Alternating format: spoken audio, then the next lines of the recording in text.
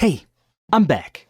This is Chandler for Melda Production, and today I want to show you how you can use the Oscillator shaper to create some new sounds and some different ways that you may not know how to use it. So let's get started. The first way I want to show you is using it as almost like a distortion, and it can be used to bring out some extra harmonics in things. And in this case, we're going to use an 808. So I'll play it here briefly. I just have a pitch drop on the semitones using a normal oscillator.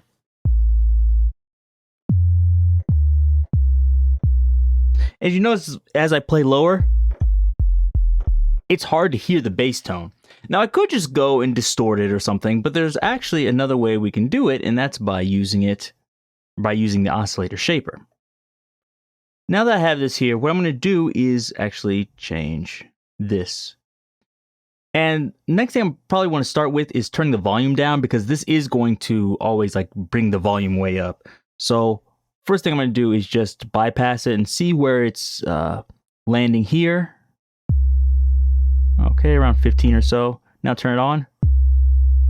Turn it down a little bit. Just so they're close to equal. They don't have to be exactly the same, but you just don't want to be fooled. Now, what we're going to do from here is change the input. You'll be able to hear the sound. You can hear it almost distorting.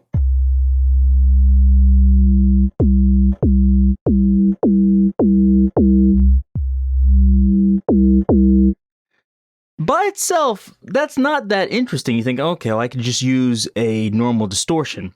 But where it becomes interesting is by using the transform or the shape, we can get different sounds. So let's try some pulse width modulation.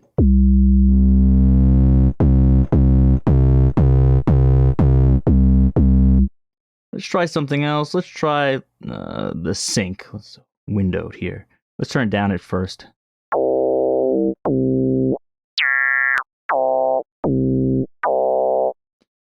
But I think that's not even the most interesting one. I think the best one for something like this would be the bend.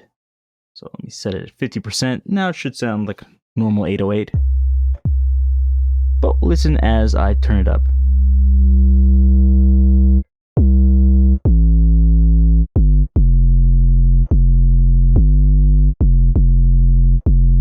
Versus this.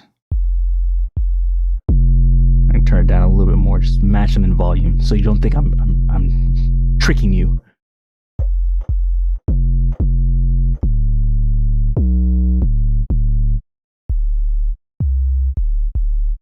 Without it on, you can barely hear it. So this is something, just bring that out. And it also compresses it a little bit, so if you feel like something's not quite good as far as like dynamics go, or I should say it's a bit too dynamic and it's hard to hear, adding this can also help even it out dynamics wise. And there's many other types of transformations you can do, so you can kind of set that however you want using the input and the depth of the transformation. Let's move on to the next one. And this one, we have like a trumpet sound here. Let me move it up just a little bit. Now, this isn't too good, and I want to make it sound more like a horn. I'm not going to spend tons of time trying to make it sound exactly like a trumpet, but we can use this same oscillator shaper in a similar way to do it. So if we just put it on here now, it's not going to sound like a trumpet, it's just going to sound a little bit louder. Like that. But let's try turning up the input.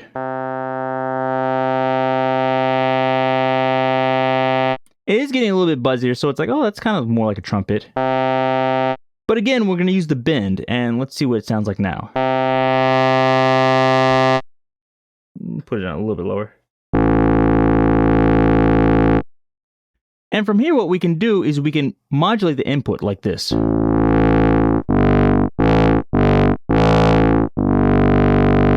Now, what I'm doing there is not that smooth, but let's try using an actual modulator. I'll use a TAC 2 here.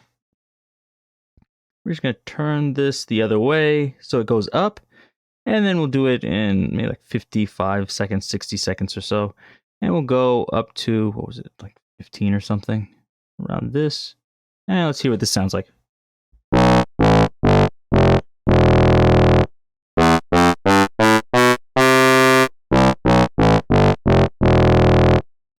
Of course, this isn't exactly a, I don't know, it definitely doesn't sound like a trumpet, but you can kind of hear it sounds almost like a tuba or a bassoon, and this is kind of interesting sound that you don't normally hear from a synthesizer. And we can change this too. Instead of using this one, we could use something else like trumpet 2, trombone. You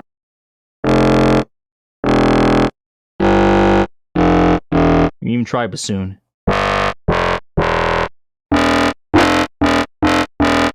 For all of these, I recommend after you do that, don't just leave them there. They probably need to be adjusted individually to make them sound better. And you can even change them inside the oscillator shaper and do the same thing if you want. But this is a way to get some other interesting sounds, especially remembering to modulate the input here using the attack or even one of the envelopes if you want.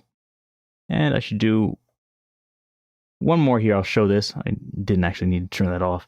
But we see here we have a string. And we can use this to create different string sounds also. So let me get rid of this for a second because we don't need that. And from here we can do the same thing. But this time let's try changing the shape and using some keys. Let's try, some of them aren't going to sound that different. So if I use Mark 1, that's not that different. This one, oh, those sound pretty much the same. But wait till we get into the Wurlitzer, Whirly 1. That's a bit different.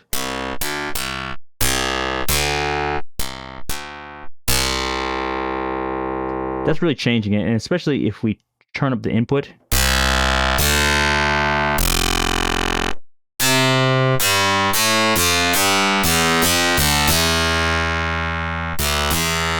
Bypassed.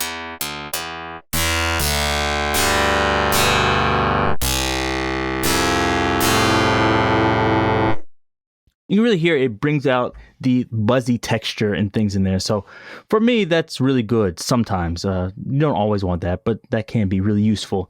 And I'll show you one more you can do with this. So you can also use this on basses if you want to get a sound that's similar to FM synthesis. I'll turn this back to the default. And we can do the exact same thing and use one of these transforms to change the sound. So in here, if I wanted to make it sound like FM, I might try one of the sync modes here. Oh, turn this off. A little bit low. Actually, that's good. Like that.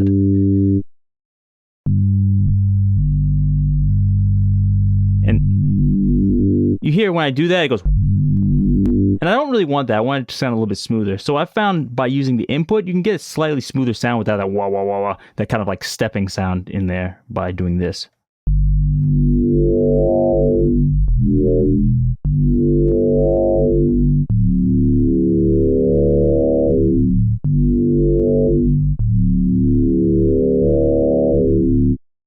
So you can get some modulation there, and if you want to go even farther, the great thing about the oscillator shaper is you can use more than one of them. So I can go in here, and have a second one, and let's try a bend or something. So now I can go.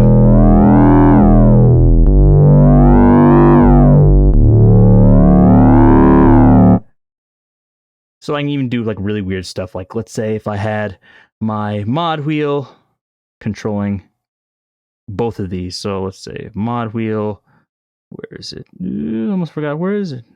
Here. So let's say I had this going backwards and it's going to go down to 50 or so.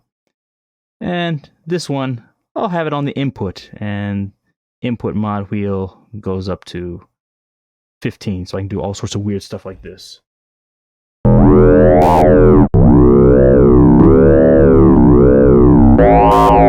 Oh, need to turn the volume down. I don't want to clip. Ooh, it's very buzzy at the top.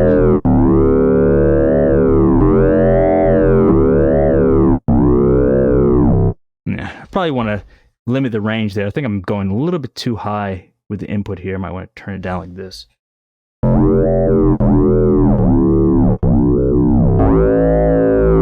Yeah, So obviously adjust that to your own taste. But there's lots of cool things if you want to do some like interesting bass sounds and you don't really want to get into FM, or you think I don't understand FM. This is another way you can do it. So hopefully these are some cool things that you can do with the Oscillator Shaper that perhaps you didn't know. And one of the great things about it is you can use multiple of them in series, or you can even use them in parallel. And with the per voice modulation, you can even use it for crazy chords and soundscapes and things like that. Hope that gave you some ideas. If you like this, give me a thumbs up, leave me some comments down below, and check out all the other plugins at meldaproduction.com. Until next time, see you.